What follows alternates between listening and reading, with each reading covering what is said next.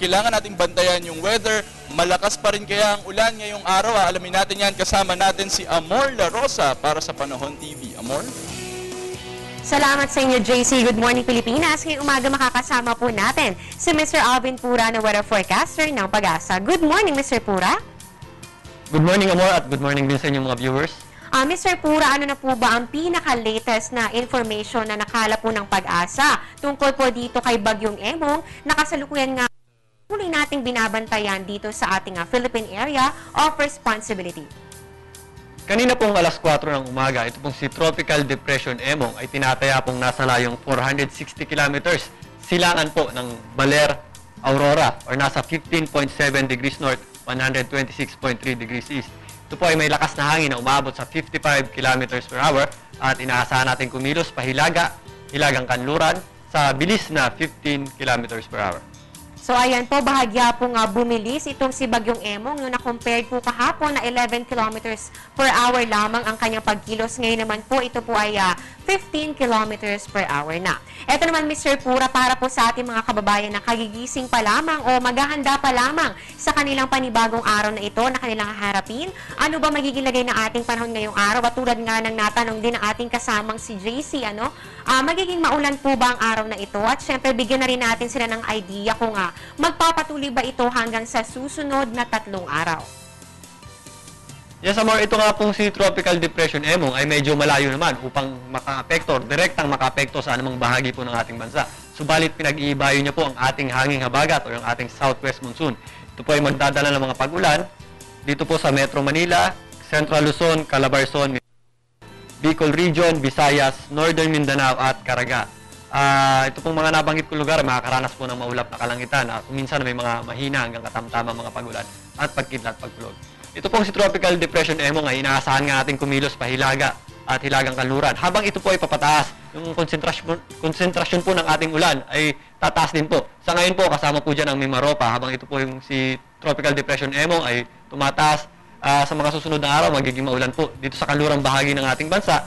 At tataas din po ang ating mga pag-ulan. Aabutin po yan sa Ilocos Region sa darating na Huwebes at Friday.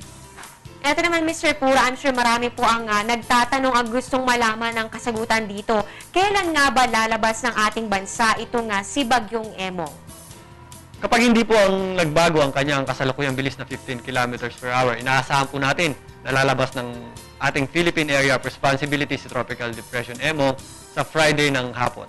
Okay, sana nga po ay matuloy na itong paglabas ng tuluyan nitong si Bagyong Emong dito sa ating Philippine Air Responsibility at sana nga ay mapabilis pa itong paglabas ito, sana ay bumilis pa yung speed nito, no? Para hindi na po mag-alala ang ating mga kababayan. At ito naman, nakakadalawang bagyo na po tayo ngayong buwan ng Hunyo. Ang una natin ay si Bagyong Dante at ngayon naman kasalukuyan itong si Bagyong Emong dito sa ating bansa. So, meron pa ba tayong inaasahang kasunod dito kay Bagyong Emong?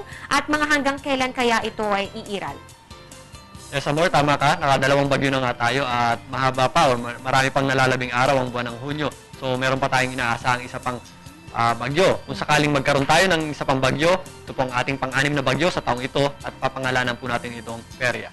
Pero Mr. Pura, ilang bagyo po ba talaga ang average o yung normal na number ng tropical cyclone kapag ganitong buwan ng Hunyo? Sa buwan po ng Hunyo, panahon na po ng tagulan yan. At usually po, ang ating bagyo ay nasa 2 to 3 na bagyo ang inaasahan natin sa isang buwan. At tuloy-tuloy po yan hanggang July, August, September. Sa mga nabanggit kong buwan, kada buwan po yan ay meron tayong inaasahang 2 hanggang 3 bagyo. At pagpasok naman ng October, transition period na po yan, papuntang Amihan, makakaasa naman tayo ng 1 hanggang 2 bagyo. Okay, so ayan talagang meron pa tayong inaabangan na isa pa, no? Dahil meron po nga 2 hanggang 3 bagyo kapag mga ganitong buwan. Kaya wag po tayo masyadong pakakampante mga kababayan. Maging tutok po tayo lagi sa weather updates. Ayan, maraming salamat po Mr. Alvin Pura sa inyong binahagi impormasyon tungkol sa lagay ng ating panahon. Maraming salamat din, Amor, para po sa ating mga kababayan, lalong-lalo na sa nakatira sa kanlurang bahagi po ng ating bansa. At magiging malakas po ang ating habagat at inaasahan natin na magiging maulan po tayo sa susunod na 3 araw. Kasama na po dyan ang Metro Manila. Nabison po natin ang ating mga kababayan, lalong-lalo na dito sa Metro Manila na mag-ingat po at maghanda na po sa mga pagulan na darating sa susunod na 3 araw. Ayan nga po at natunghayan natin si Mr. Alvin Pura na weather forecaster ng Pag-asa. eto na po ang latest sa lagay ng ating panahon. Unahin na natin to, Kirby. Magandang balita para sa ating lahat. Ayon po kay Pag-asa weather forecaster Buddy Javier, ang binantayan at nakita mga kaulapan na posible nga na maging isang low pressure area. Yan po sa kanlurang bahagi ng bansa ay tuluyan na pong nalusaw. Ibig sabihin wala na pong nagbabantang sama ng panahon sa mga kababayan natin, lalo na po yan sa western section ng ating bansa. Samantala, umiiral pa rin naman sa ating par ang bagyong Emong na as of 4 a.m. nga ay nasa 460 kilometers east ng Baler, Aurora. Kumpara naman kahapon, bahagya itong mas mabilis ngayon at ayon nga kaya weather forecaster Alvin Pura na nakasama natin kanina, maaring lumabas ito ng ating Philippine Area of Responsibility Biyernes ng hapon kung hindi ito magbabago ng kanyang bilis. Ngayon naman dahil nasa tag-ulan na nga tayo, patuloy kaya sa paglamig ang ating panahon. Alamin natin agwat ng temperatura sa iba't ibang bahagi ng bansa.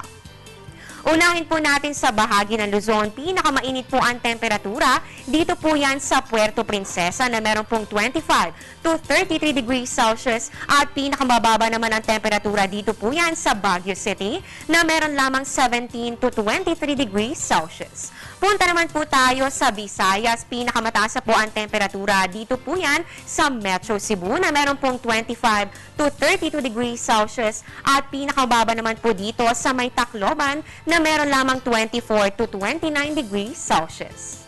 Ngayon, dumako naman po tayo sa Mindanao area. Pinakamataas na po ang temperatura at mainit na po dito sa may Metro Davao na may 24 to 34 degrees Celsius at pinakamababa naman po dito sa may Cagayan de Oro na may 24 to 31 degrees Celsius. At yan muna ang latest mula dito sa Pag-asa. Ako po si Amor La Rosa. Magandang umaga. Balik sa inyo dyan, Dayan.